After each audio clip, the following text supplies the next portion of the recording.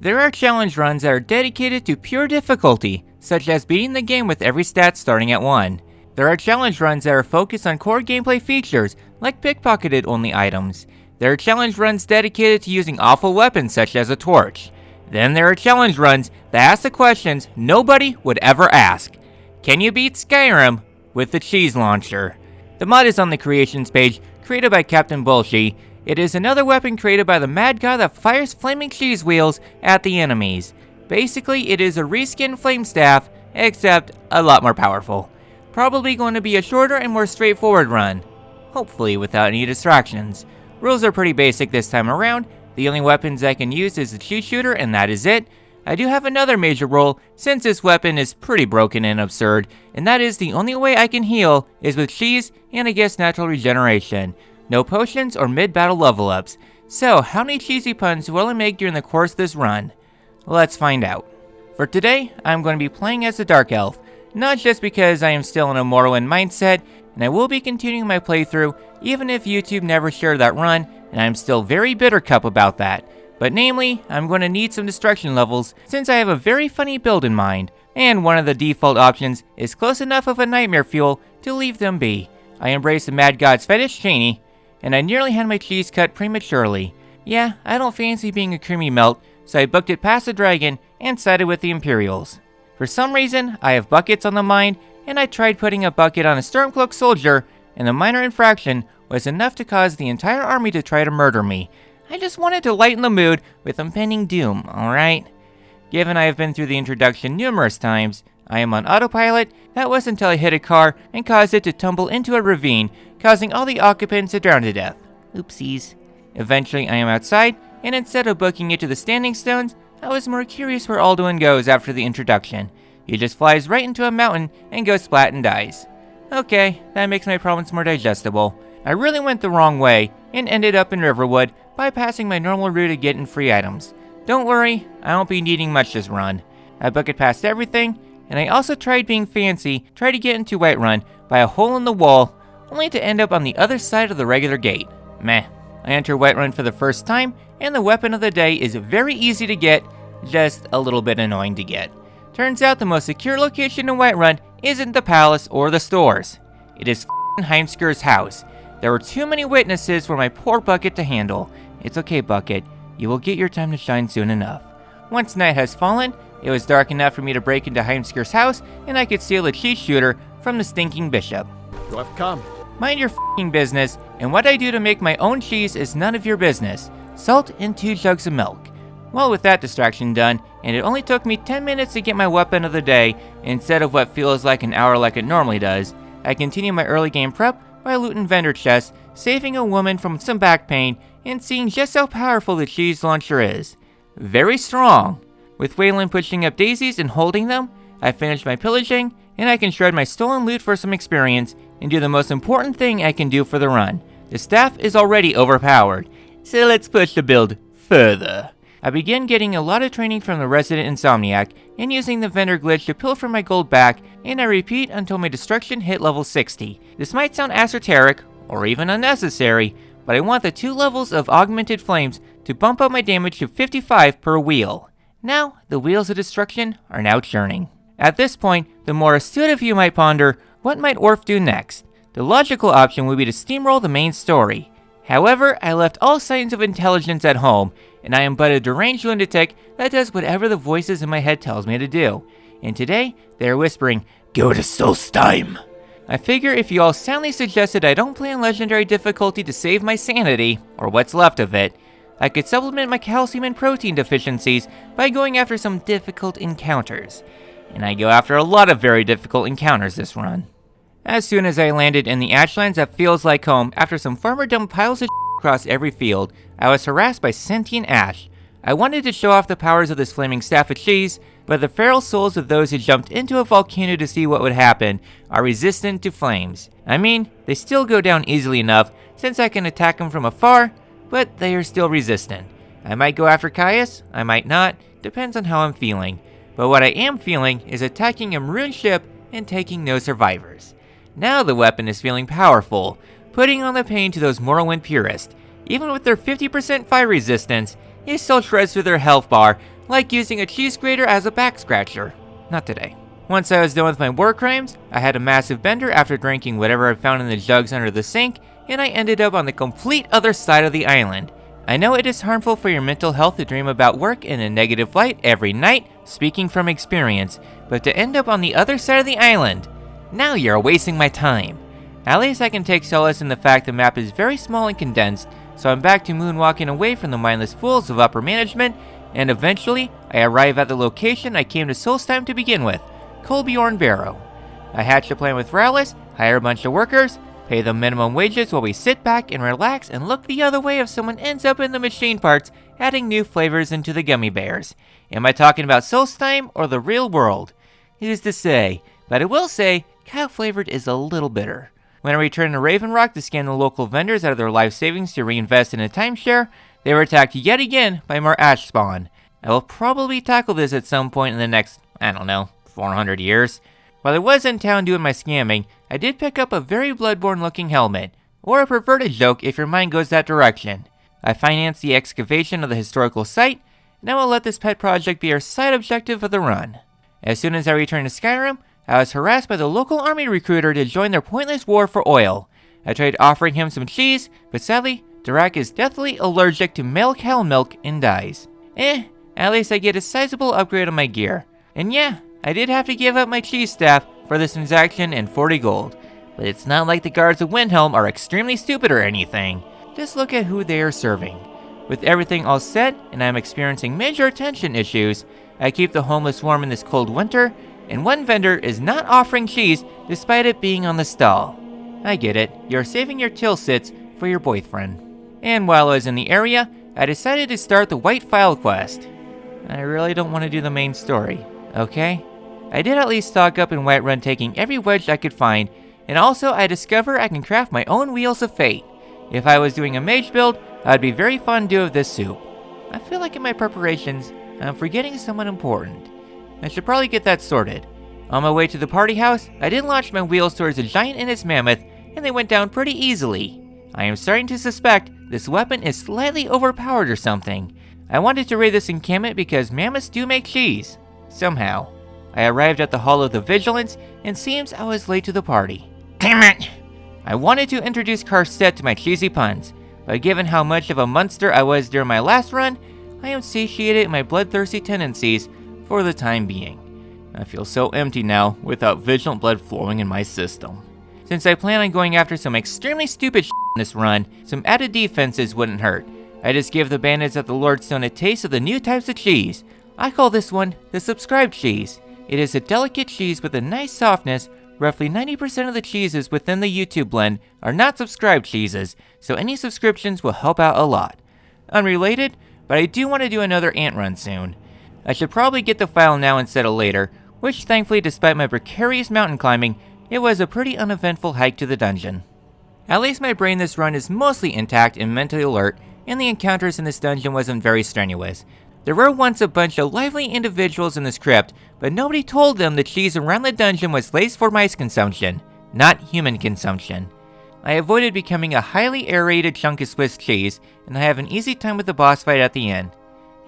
Encounters are more afterthoughts at this point.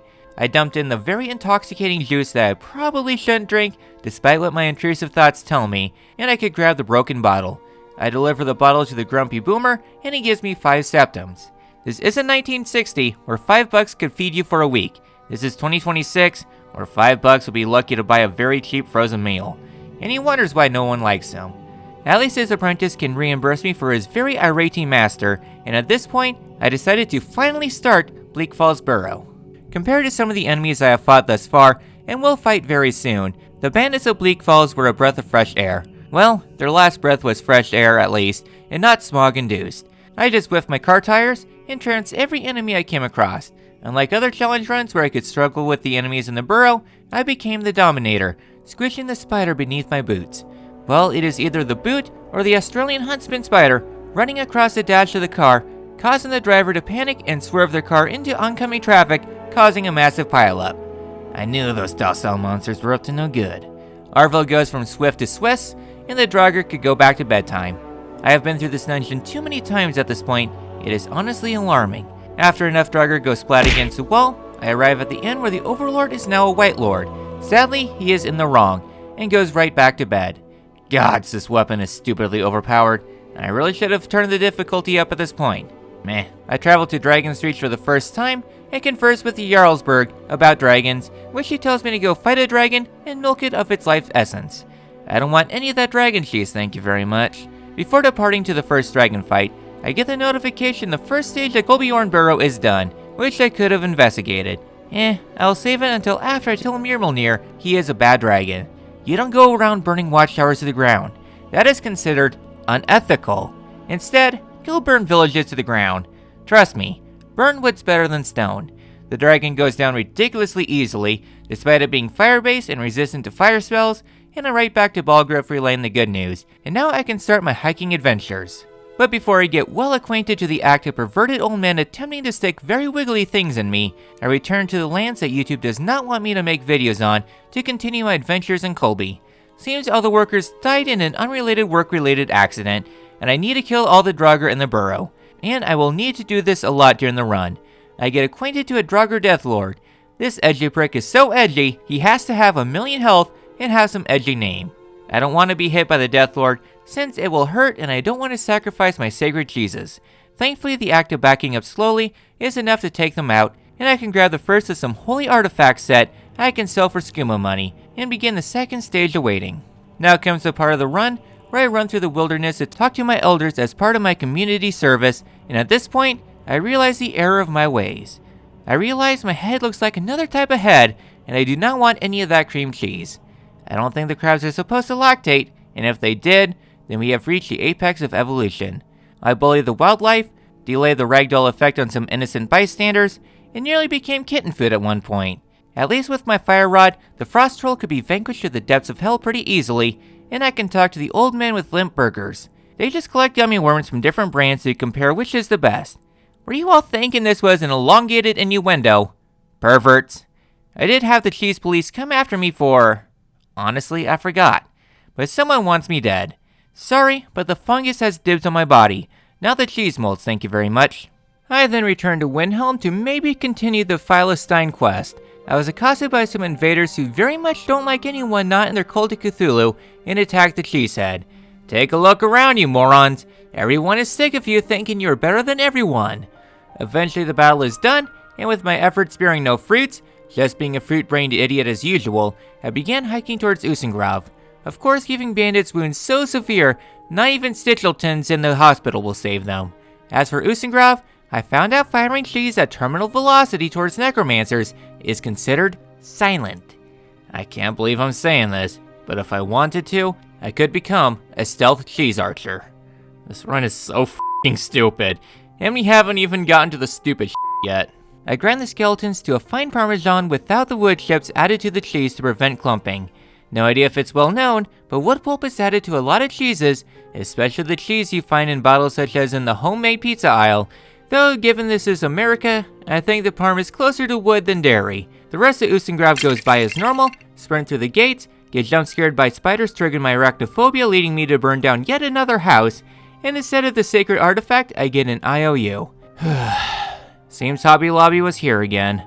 When I return to Riverwood to continue the main quest line, I learn that there is yet another unfortunate workplace accident in the Barrow. This just means more Draugr to clean out, more dead miners that we will need to pay our lawyers off, and worst of all, more overtime. Ask upper management, overtime without salary is a fate worse than death. In Act 2 of the Barrow, I did have to take down even more Deathlords, but cutting around a corner for the archer, or hanging out up high, tends to break the AI just enough to come out on top. The rest of the second act is pretty straightforward, well, until the end of the Barrow where I was ambushed by a horde of the undead. Unfortunately for them, they are locked in a room with me. So...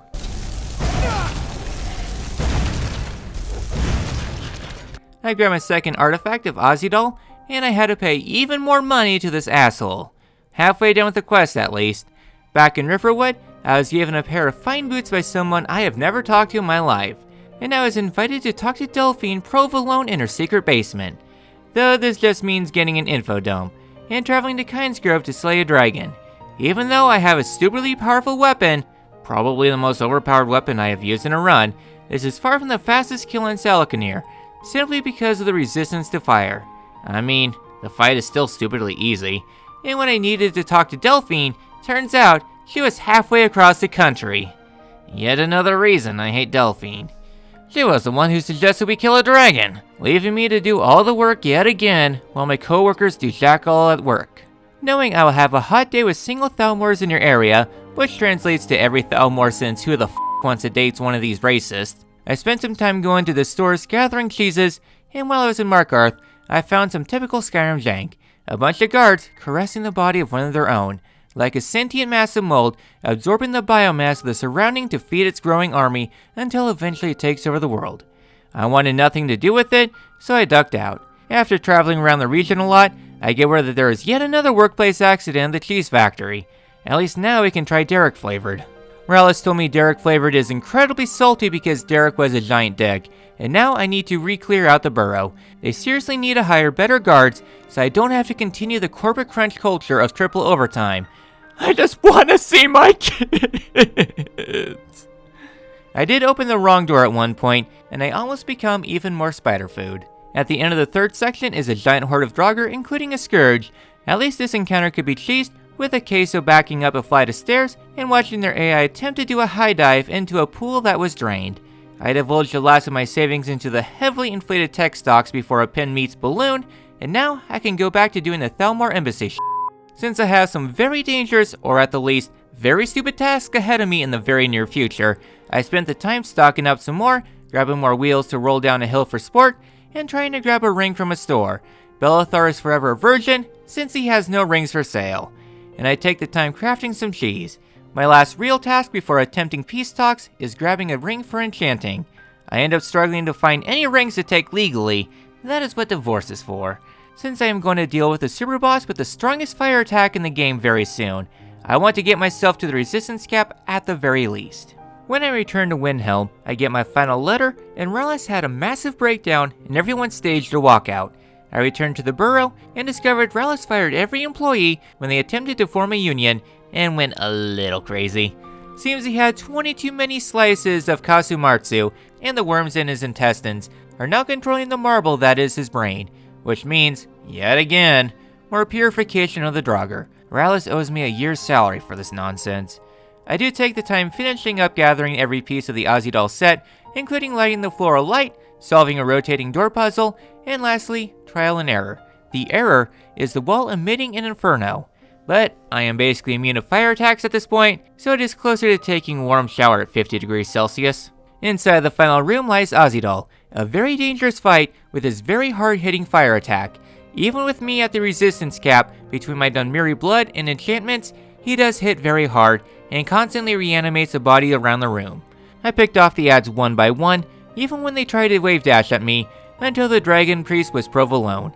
I can cheese this fight by using a pillar as cover, firing at the priest when the opportunity arises, and ducking out of the way of his fire blast. At this point, the fight becomes more tedious than difficult, since the priest resists fire attacks, but eventually his body can be shredded to a fine powder for snorting, and I can grab his mask, which increases fire damage by a further 25%, rounding out the build. But after the fight, my build accidentally becomes godlike.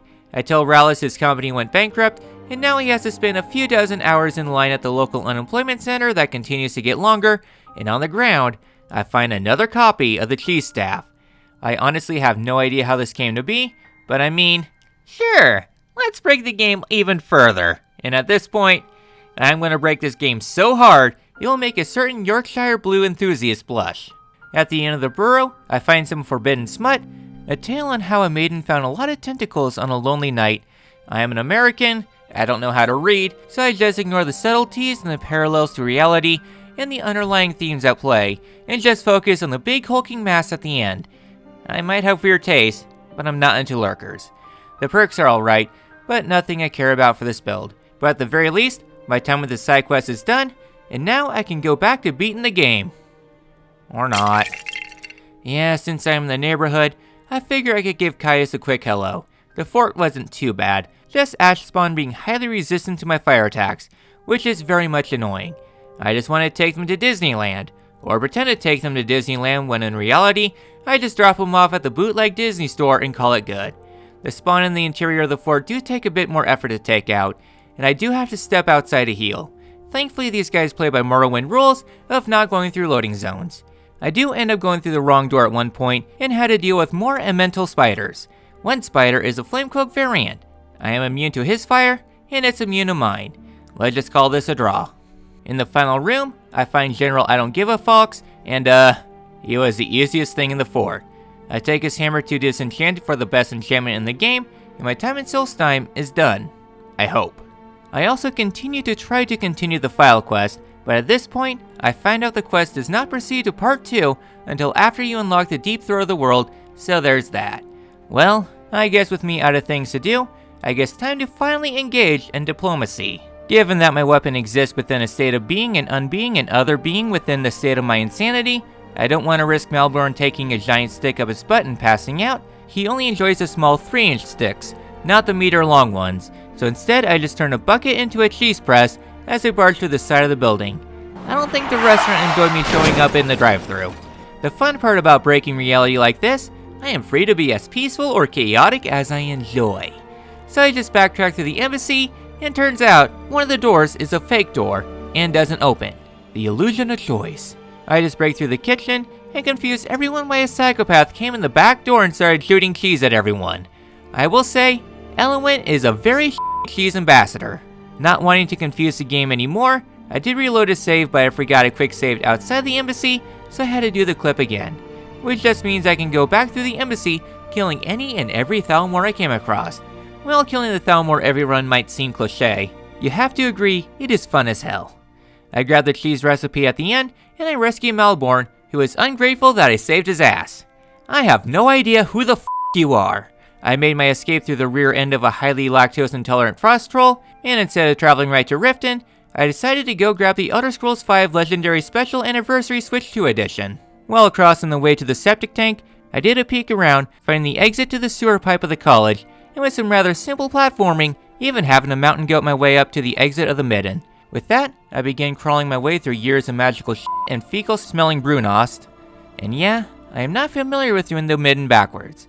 Eventually, I escape out of the forgotten tunnels underneath the college they tell us not to go into, but we do so anyways, and I arrive at the College of Winterhold with the gates still locked. I didn't have to do this elaborate break into the college. Everyone is confused I did an elaborate break into the college, but I still did it. Both to show I can make this game my bitch, and also, I am so mentally out of it, I go even more off the rails at this point. Back on track, I nearly become a hypothermic scratching post and begin conversing with my future self to get keys to the funny mushroom land. My doctor told me I should not be cross-contaminating my mushroom and cheese consumption, since one more mushroom and Swiss burger could cause me to have a heart attack, and not because of a very stressful day job. So I decided to go to the back entrance of the Elder Scroll room. Of course, during my travels, I had to bully the giants for the cheese between their toes to suck on. When breaking into the Mizulf shaft, I kinda suck at breaking in with the non-sprint method, so I used a whirlwind sprint on a bucket to break into the back door, where I can immediately grab the Elder Scroll. The dwarves were honestly too consumed with the prospect of breaking Snow Elf right violations to not consider the fact a sacred artifact could be grabbed with minimal effort.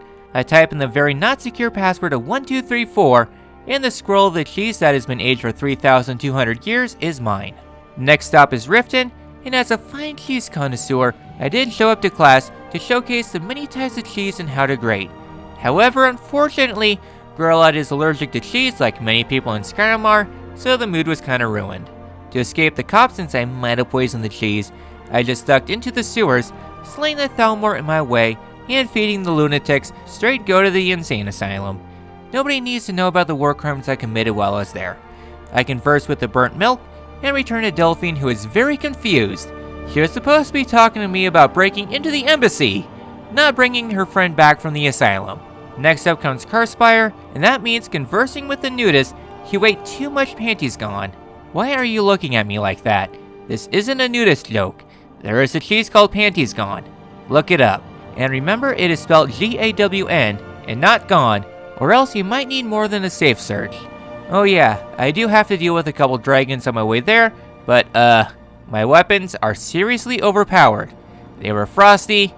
Yeah, I am going to need to expand my options of who I could fight. Eventually, the encampment was thoroughly cleared out without too much fuss, and also I had to check the difficulty. I probably should have upped the difficulty to master at this point, but we are close to the end of the run, so I don't bother. I'm not going to show the world I have the world's biggest burrata by playing games on hard.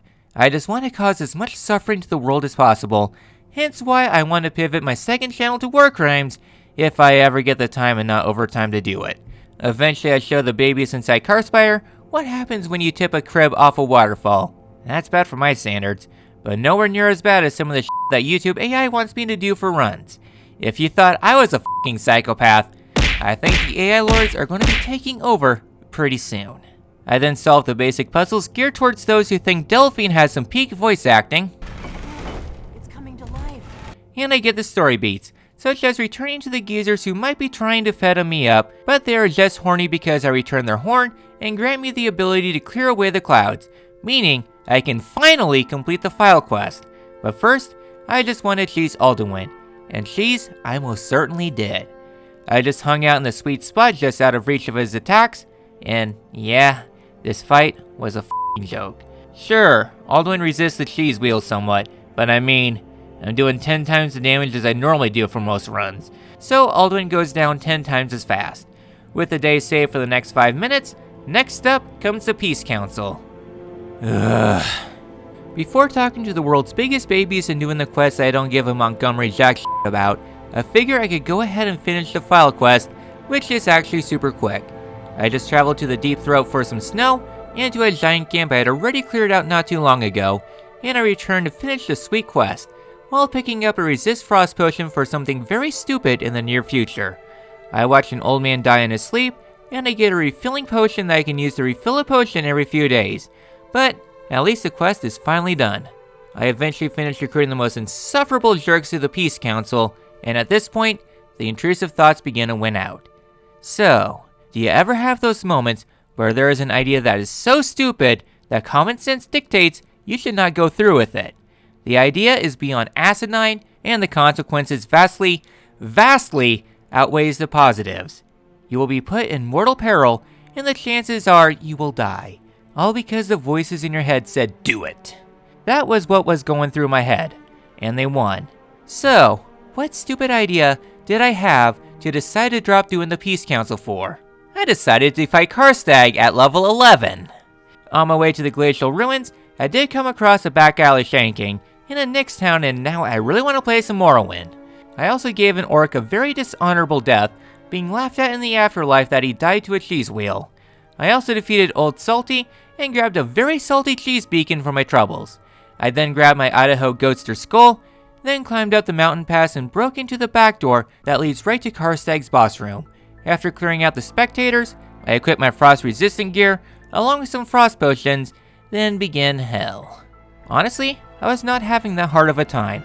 I was dealing a lot of damage, and compounded with Karstaag's weakness to fire, I melted Karstaag's health pool. But in terms of getting into slapping distance, I am but level 11, not level 50 as suggested, so I have far from the suggested health for this fight. But if there is a will, there is a cheese. I feel that is the theme of this entire run. I summoned Karstaag once again, but instead of engaging the major arrow threat head on, I just hopped up some rocks on the side, and Karstaag could not do anything to me at this point. Even if he got close, my almost frost immunity would just shrug it off. I just pepper jacked at him with my wheels until eventually the ghost would depart to the afterlife, and his oversized throne is mine. And now, my sick fantasies are satisfied for the time being until the next time a vigilant ascender crossed my path. Well, with all my distractions done, I traveled to the Peace Council and distracted myself with Pocopia. Even if I have problems with my creativity these days, it still beats dealing with these stupid Mahans bickering at each other. Eventually peace could be attained in this timeline, and I thought I could get a lift from the local warmonger to battle. Instead, I just got a cheesemonger peddling their extra old cheeses they forgot in the cellar until the divorce happened. Eventually we got the miscommunication sorted, and I could travel to Skuldolphin. Compared to the stupid shit I just put up with, these undead weren't that difficult, and even the dragons melted really quickly, especially the frost elemented one. Yeah, something rather unfortunate, but in hindsight, walking around in Minnesota with a cheese hat is very much like walking around through Stockton with $100 bills hanging out of your pocket. you are going to get shanked, robbed, and beat. I didn't realize it until after the run, but I find it very ironic how I am playing through a Viking-focused game with a cheese theme. For those who aren't from the upper Midwest, you might be confused, but for those who are, you are probably about to start a holy war on your neighboring state. I call dibs on Nebraska. The inside of the crypt was honestly of no concern, everything went down ridiculously quickly, and we're slightly sleepy. A little sleep aid of the little eternal variety helps out a lot. The boss at the end was a regular overlord, weird since Bleak Falls had a white lord. Oh well. I grabbed my claw from the freshly burnt corpse and stepped outside to even more undead, which means turning these sticks of bone to sticks of cheese.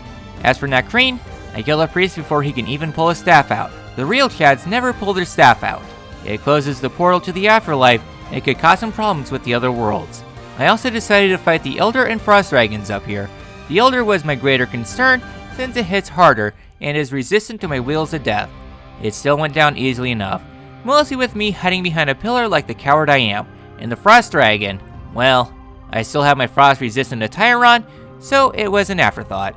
After flexing my domination towards anything in the game that might prove to be a threat, I jumped right into paradise. I wandered my way through the Humboldt fog until I got to Soon. I don't think this sausage head could comprehend being served with some small sliced cheese slices for Christmas. The battle was a quick one, and I grabbed my backup for the final battle. It was a pushover. Even with Alduin's resistances, I have 3 targets for the worm to focus on as I go and blast him from afar with my blast of cheese. The fight was super quick and easy. In fact, I never got hit once. And with that, Alduin's body could be shredded to a fine paste from an industrial cheese grater, and I have successfully beat Skyrim with the cheese shooter. That was a stupid run. The cheese shooter is incredibly overpowered, but sometimes you have to embrace the absolute stupidity some mean weapons bring to the table. The weapon exists as a joke to begin with, and I love how absurd it is. And that is what sometimes a run needs to be. Who needs to fret over struggling with a game with an extremely limited rule set or horrible weapon, when sometimes you just need to turn your brain off and just enjoy the absurdity your favorite games can provide. I wanted something a little lighter for this April Fool's instead of my usual brand of Omnicide, and something a little simpler until I just got distracted. As for what's to come next, it has been a hot minute since I last played Fallout 4, so I should probably get around to that. Nothing else for the run, except a big thank you to all my YouTube members and patrons who always provide the biggest wheels of cheese to every party they attend. Links to them along with my socials and Discord in the description. Hopefully you enjoyed this video. If you did, be sure to drop a like, subscribe for more masochism and any other ways to torture myself, leave them down below. This has been Orpheolus, and I'll see you all in the next one.